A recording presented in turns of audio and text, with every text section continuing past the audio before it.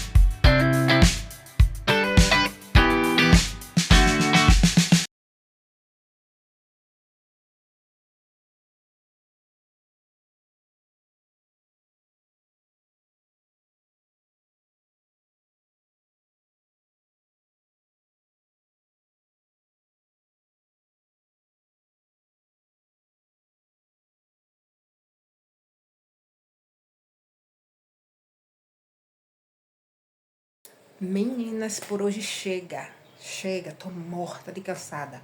Lavei tanta roupa, mas tanta roupa hoje. Também tem acabei de descer com 2 balde. Aí coloquei lá embaixo no varal. Aí só pego amanhã agora. Por aqui já é quase 4 horas. Acho que vai dar 5 já. Mas hoje foi produtivo. Organizei a casa. A única coisa que eu não fiz hoje foi almoço. E nem lavei os banheiros. O banheiro ficou para amanhã. Não me diz Jesus. Mas fiz tudo que eu tinha que fazer. O que tava me preocupando mesmo era as roupas. Ainda tem uma pia ali cheia de lençol. Ainda tem lençol ali para amanhã. Joguei tudo lá dentro da pia, tá tudo lá. Aí tá para amanhã o lençol. Aí amanhã, com fé em Deus, eu enxago logo cedo. Logo cedo eu faço isso. Eu lavo. Mas no mais tá tudo ok. Então eu tô morta de cansada. Eu agora vou tomar um banho. O vídeo de hoje foi esse. Né? Já deixa seu like, seu comentário. Muito obrigada por todos vocês estarem aqui comigo me acompanhando. Essa foi a rotina de hoje, né? Continuação, né? Da manutenção, da organização. E é isso. Um cheiro, um beijo. Fiquem todos com Deus e até o próximo vídeo.